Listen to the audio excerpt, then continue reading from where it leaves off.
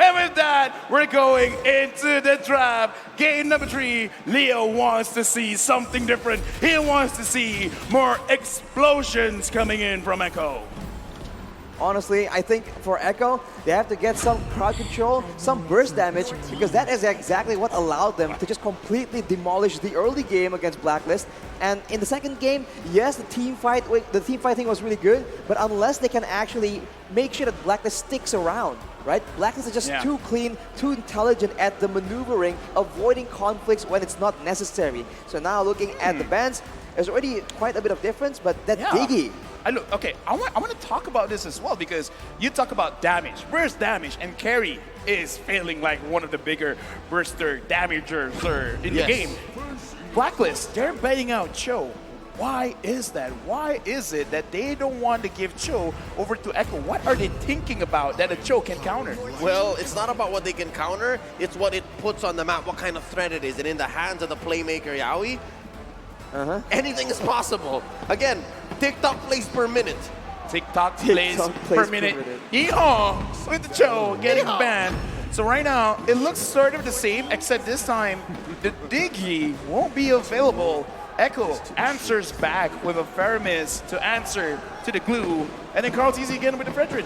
Now this is a scary situation here. In the previous game, you saw that with the Cult Altar, with the Blessing of the Moon Goddess, Echo was still reliant on the Blazing Duet going full duration. But now, even without the Blazing Duet, the basic attacks alone from Benny QD will be doing a lot of damage. And if they can secure the same kind of sustain, then Blacklist need to find a solution, some kind of crowd control, some kind of nuke damage to ensure that the carry will not just completely steamroll over their team. Yep, by the looks of things, if this is indeed going to be the pick by Blacklist International, they'll be forced to iterate. But again, that's what they're good at. They innovate and then they iterate.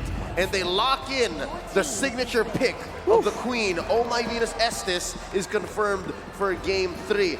I don't know though what that might mean for Echo, because now they're forcing, they're forced to respond with some level of burst. Okay, here's the thing, Leo. You know the players, you know the teams, you know the coaches, you know the management, you know a lot of things. That's why I like you, right? But Thanks. Oh My Venus right now, picking up the Estes, is this kind of like an ego thing where you're like, Yawi, why are you playing Estes like that? You really want to show me how you do it? If anything, it's a reverse ego thing. I'm not sure when, but I think in the last couple of nights in an interview, Oh My Venus was asked, why don't you use the Blacklist skin when you use Estes at M4? That's a good question. Yeah, and they went, no, I don't want to feel like the champion walking into the stage. I want to earn that title, so I'll use a different skin. Oh, that's very humble, but it's kind of overshadowed now with the Valir ban.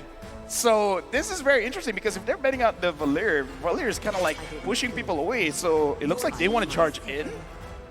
Logically speaking, that is what makes sense. That is the main, you know, the winning decision, the winning factor for a Valir, right? Removing crowd control, having healthy AoE and range and crowd control. So either Blacklist want to go for something mobile, something aggressive to go towards the, you know, just crash towards the whole team of Echo, or they're gonna try and avoid getting clumped together for that big AoE damage. That's also a deep cut, because Yawi debuted a Rome Valir in the Grand Finals of MPL Philippines Season 10 and won a game in the Grand Finals with that. So I think that's just Blacklist reading into the situation.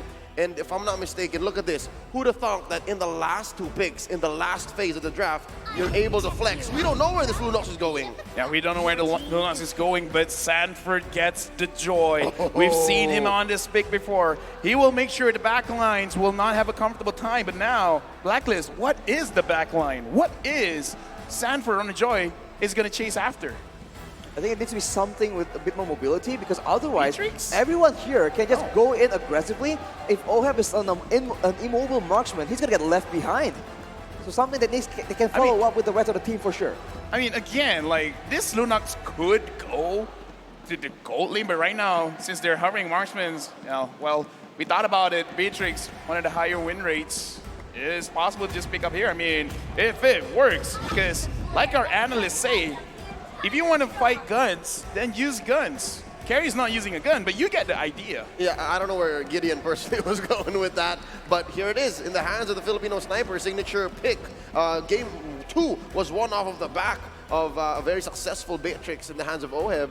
So again, the key here is to iterate, not to innovate. Don't change what works. And with that being said, I'm liking the draft for Blacklist. There's a lot between the interaction of the Estes and the Lunox. They can survive so many team fights off the back of just those two alone. But I think as far as the full team fight, the full-blown 5v5 team fight is concerned, it seems like both these compositions are gonna clash against each other. And for Echo, with a Lolita, with a Faramir and a Fredrin, I feel like there's a lot more possibility for a big crowd control tool. So I think Blacklist needs to be very careful. Yeah, Blacklist needs to be very, very careful. And with that being said, we're going into game number 3. Blacklist International, Echo. Who will draw first blood? Oof, I mean, in the early game, I think that Echo still has a lot more aggressive heroes in the pool. Lolita in the early game, deceptively high damage with the Bulwark, right? And then afterwards, having that Joy is definitely something that they will try and abuse. Yep, and again, the interaction of the Estes and Lunox surviving a lot is countered by the Bulwark, because again, the Lunox is throwing out projectiles that Yawi can block. So that is something Echo can go for. With today's matches, wow, Oh My Venus hit a milestone, 500 total assists in the M series. And V has been part of what? Just 2 so far. Well, 3. V played in M1.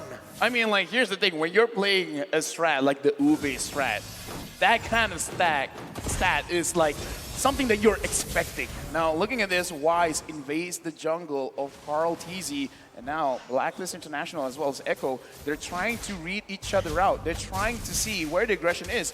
Is Blacklist going to try to get another first blood here in this space of the map? Oh, they are relentless. They're forcing a response from Carl TZ here, and they're going to get it.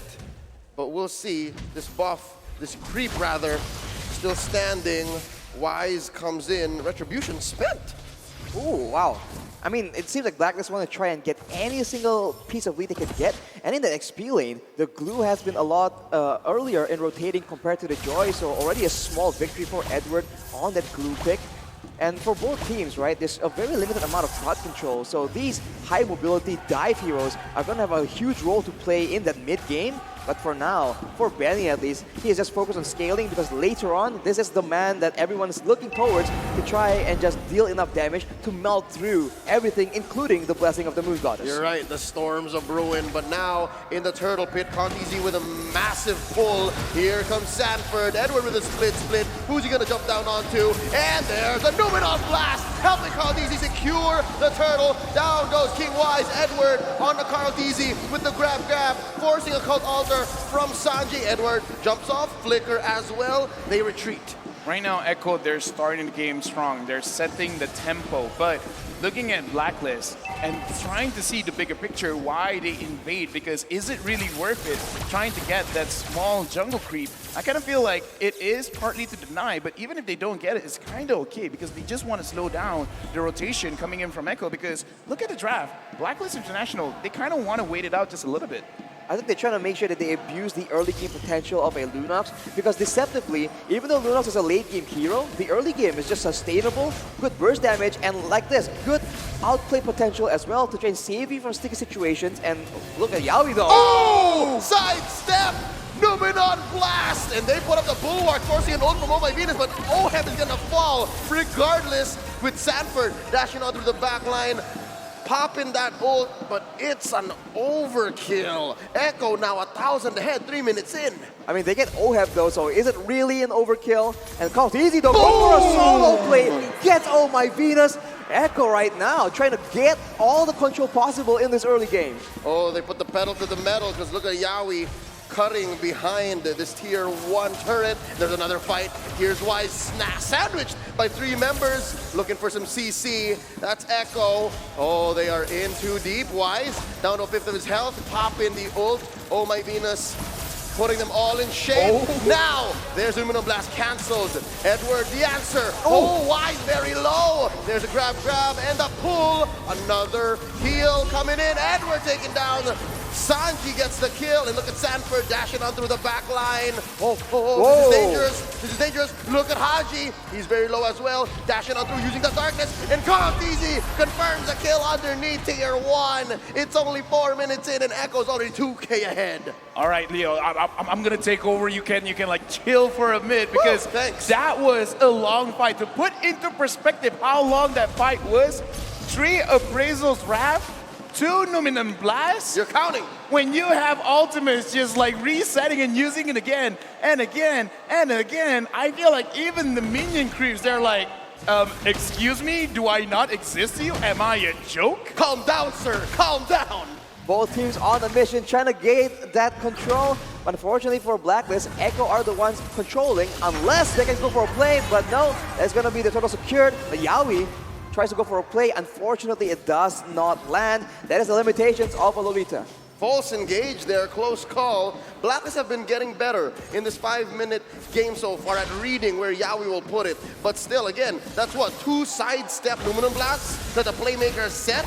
That's gonna be lethal if it gets him another time. But up top, Oheb gonna get caught there by the Shadow Stampede. And the Storm trumps the Filipino Sniper. Another one up top. But an ult from Oh My Venus puts Karl'tezi in a compromised position. Here comes Wise with Divine Judgment onto Sanji. Shadow Stampede pulling King Wise in, securing the kill for Karl'tezi. That's 2 up top.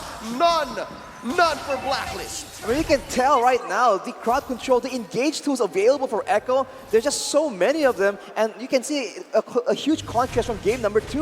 Blacklist have no idea who's going to try and make the engage happen, and Echo is taking full advantage of it, trying to confuse Blacklist as much as possible. Hey, here's the thing. We want the explosiveness from Echo. They delivered. Looking at the items right now, but before that, Echo, are they thinking about engaging again? Nope, never mind. Arashi, looking at the items, is it okay for Blacklist to fight or not? Yeah, because looking at Beatrix, it doesn't look like that's the case. It's a tough situation because Oheb is has 2 deaths. He's quite behind, and if you look at Karl'tezi, he's itemizing for magical defense, understanding that the physical damage source from Blacklist is not on tempo. So Echo is just playing it very, very smart. And on the flip side, Benny Cutie, just off the passive, off the carry, does so much damage to these beefy front lines. So if Blacklist just cannot end the fight quick, it's just too difficult. And despite the Blessing of the Moon Goddess, Echo, as of right now, with a 4K gold lead, have enough damage to melt through all of that. And what's scary is Blacklist aren't really even that beefy, right? They're squishies with an Estus. So if they stand a little too long and Oh My Venus doesn't pull the trigger on the ult, then all the more it's lethal. Here's a concealed play by Yawi. Who's he gonna find? Numinum Blast right in your face, and it gets cancelled. He pulls out. Yawi puts up the bulwark. It's a 4v2 down bottom. Edward gets the grab. Yawi's gonna have to fall here. Off cam though, Karl'tezi gets a turtle. Sanji very low. Cold Altar already forced out. A lot of damage from Haji. Wise gets the kill. Finally, Karl'tezi in the middle of all 5 members. Here comes Sanford. Can he get somebody redeem those first 2 deaths from Echo? Oh, he's still dancing, but there's way too much help from Blacklist. Wise takes down the young Sanford, and it's just Karl'tezi and Sanji left. Benny Cutie a little busy in mid. Appraiser's Wrath hitting 2.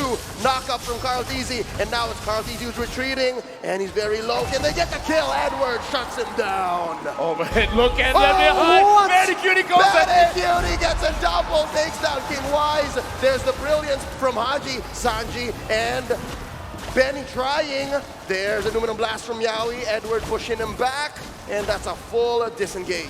I mean, you say a full disengage, but Echo and Blacklist, they're looking for any reason to go through. Psych! There's a grab, and a split, pulling him back. Edward knows he can't get the kill on Yawi. Now for reals, that's a disengage. Honestly, out of nowhere, the carry, Benny Cutie just showed up behind them out of nowhere. Even I missed that due to so much action going on around the whole fight. This is an insane game. But if you look at it, Blacklist is still itemizing for a lot of magical damage, whereas Benny Cutie already at 3 items. So you can see that his damage is something that Blacklist cannot ignore. I don't speak Tagalog, but if I would use my imagination, I would imagine for both teams, there comes as like, huh? Go? What you want me to go? You want me to engage? Again? Okay, I'll engage. I'll engage. Like every single fight is like they're trying to find excuses of actually starting something. Echo marketing, Blacklist marketing, this is a clear sign that LaFell wants to hear the mic check for this match. All right, now Lord has spawned, both teams jockeying for position, looking for the pull.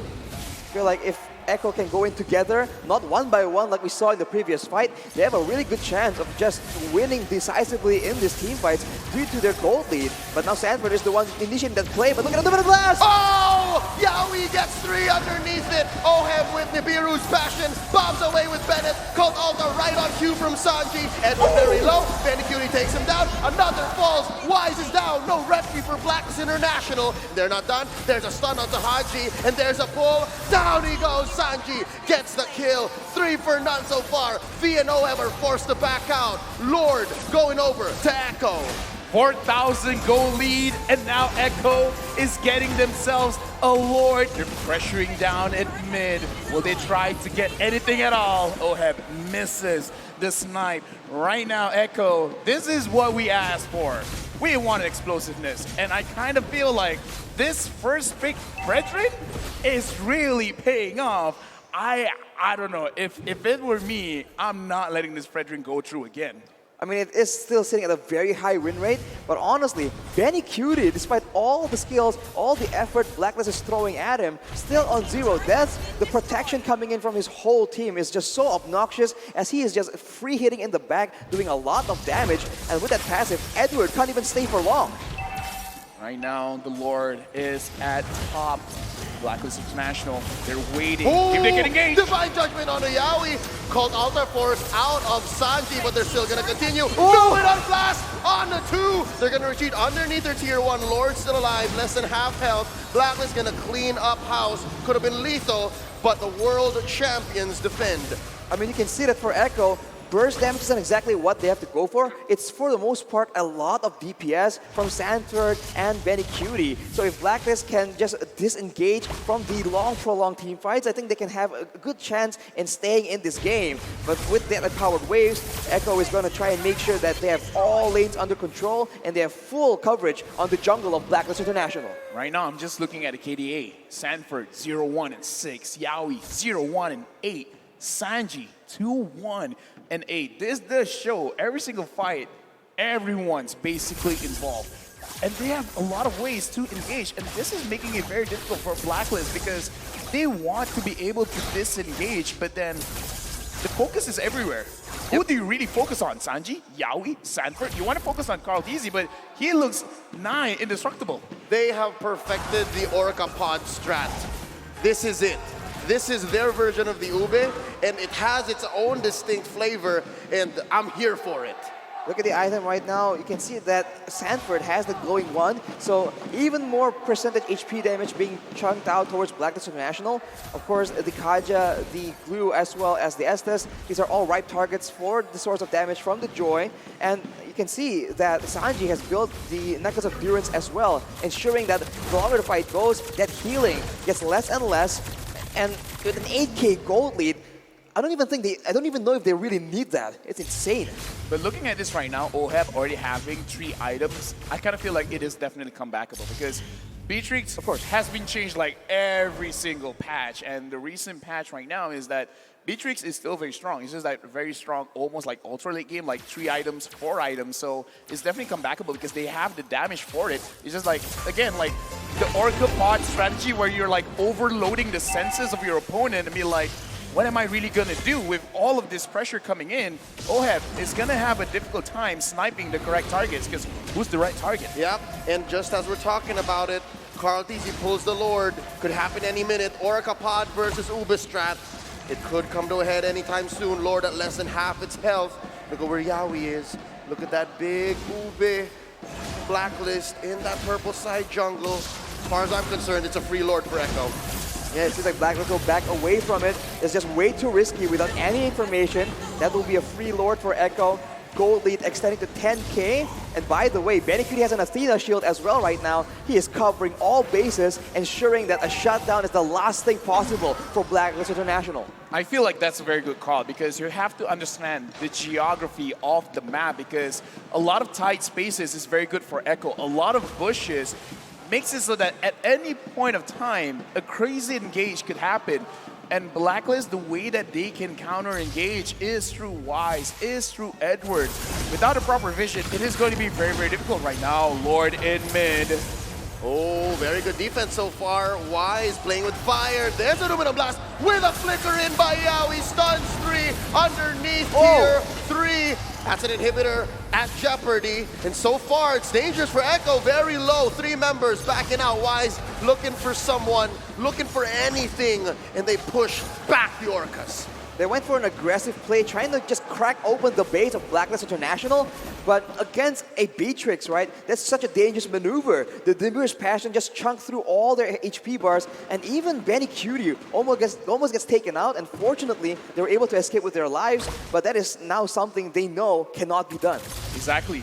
10,000 gold difference, and Blacklist almost killed 3 members of Echo. If that doesn't scream comebackable, I don't know what is. So now it really is evident at 50 minutes in the game. Looking at the items, Blacklist have basically all the damage that they need. They just need to be able to catch Echo slipping. Exactly, with the Lightning Trojans finished from Haji as well, the Squishier members at least from the side of Echo need to be very careful. And even if you're Carl TZ in the front, we know that Lunox does a lot of damage against tanks as well. So slowly but surely, Blacklist are getting the tools they require to possibly fight back against Echo in these neutral objectives. The question is, how long is it going to take? Because at a 10k gold lead, with the next Lord spawning in 50 seconds, I think it's going to be a bit of a do-or-die situation for both these teams. Yep, we're about a minute away from this Lord. It's going to be enhanced, but not evolved quite yet, so it will ram into turrets. Thinking about how they can make this comeback maybe all the more convincing, I'm waiting for the KDA machine to get that 5th item. I think that's what's needed here.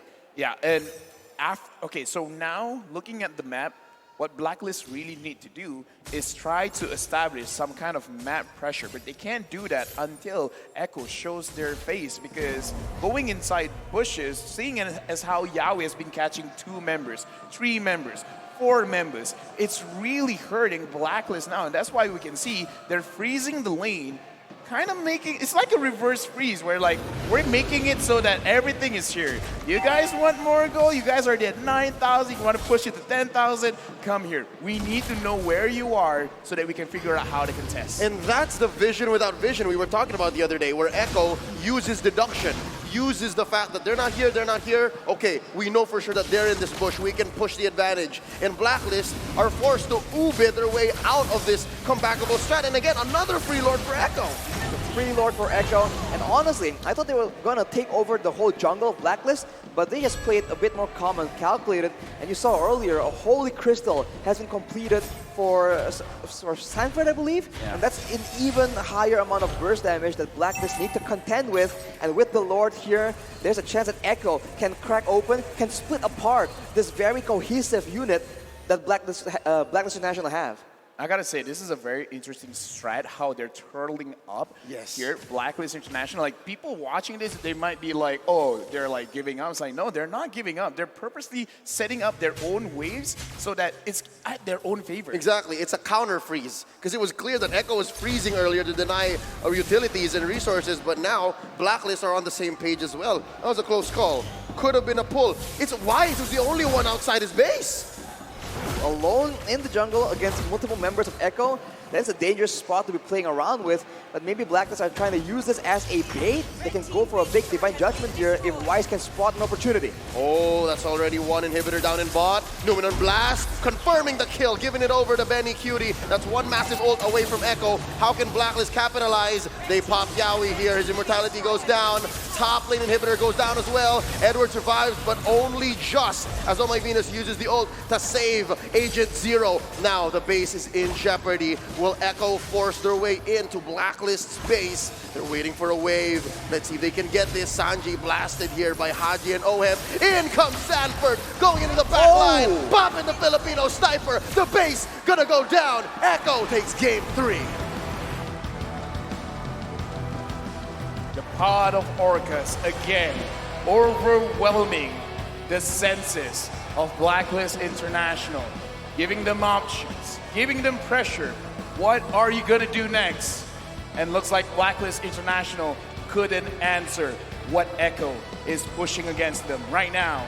Match point 2-1 in this best of 5. If our opponents are prepared for our surprise attacks, let's give them so many attacks they have no idea which one to react to. That is the approach that Echo took in game number 3, and it paid off, man. We talked about having enough solo play potential on each of the heroes of Echo, and that is exactly what we saw happen as well. The Joy coming in strong, the carry as well as that Fredrin yet again. It's just so solid, and Blacklist, they just can't maintain enough control to scale into that late game. And with this, Carl Tizzy is 1 game away from returning to the grand final stage. Whew. 2 years ago, he was in this very same spot. He had to climb through the lower bracket to eventually face the Burmese Ghouls. Now, he's in the upper bracket, 1 game away. 1 game away to seal a grand final slot. Again, it's been an amazing journey, and here, looking back, Echo devours the Ube strat, leading the series 2-1. Looking at the excitement here in their own room, they're very happy with the results, but again, 1 more game. It sounds good, but really it is a lot of pressure with this.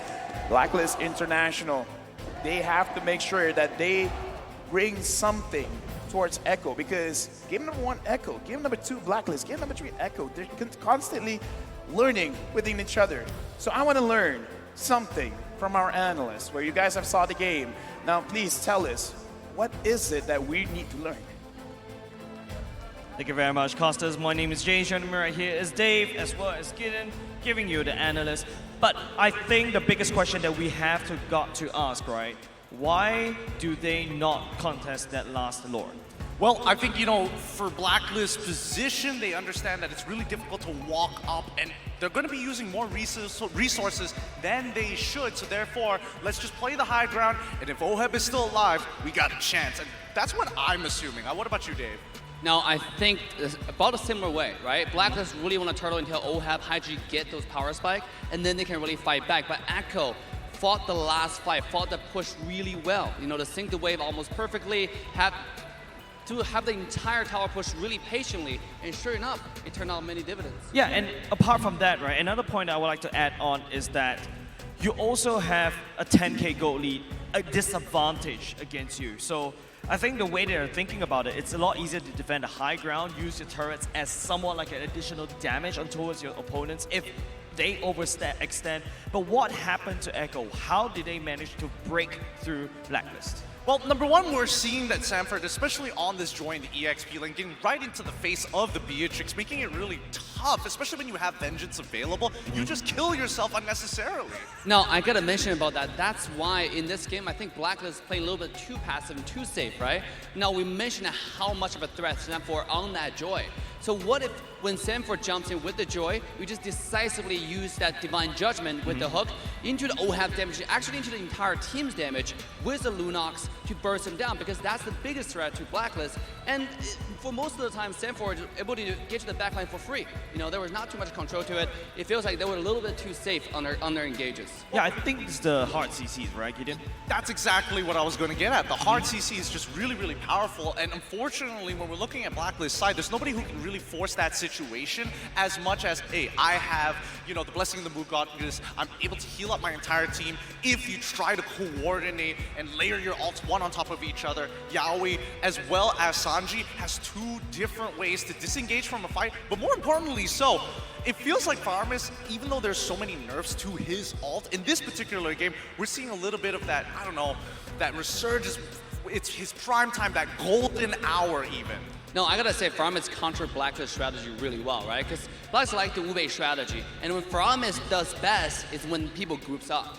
And that's exactly why this character works so well in this case. And let's take a look at the stats. It seems like Ohab will once again take the carry role with the highest damage dealt. Yeah, and apart from using Faramis to counter the Ube strat, right? There's also another problem because Blacklist International, they like to clump up together, and that's where the Lolita could just like get so much dividends, right? The Luminum Blast going down catches a lot of members with the side of Blacklist International. Sometimes they get lucky, and that's where Oh My Venus is expected to heal up. Well, let's think of it this way. It really comes down to whether Yawi actually has the flicker. Count Correct. the number of fights that they've won and how many times Yawi used that Numenon Blast with that flicker. And I'm hoping the MVP is exactly who I think it is. It's Benny QT all over again. Man's an absolute beast.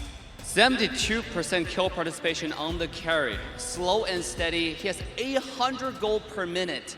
I thought like obviously Benny Kuti was actually the most farmed in the map, right? If I didn't get it wrong. This guy was farming all throughout the entire game. The 10,000 gold lead for the entire side of Echo mostly went to him. Yeah, apart from that, right, I think Benny Cutie's superiors, it has the best positioning in all M4, right? Because first of all, you're playing as a carry is very prone to getting burst down, especially you need to get super close. But then you saw suddenly Benny Cutie's positioning extends beyond just team fights. It's about the macro plays as well. We've seen him using this to basically take down, go to the back door, and then you also seen him coming in as a flank. That's not exactly how a marksman usually plays. Yeah, and also I think carry is such a great pick in this draft, right? Because they'll counter-wise Kaja.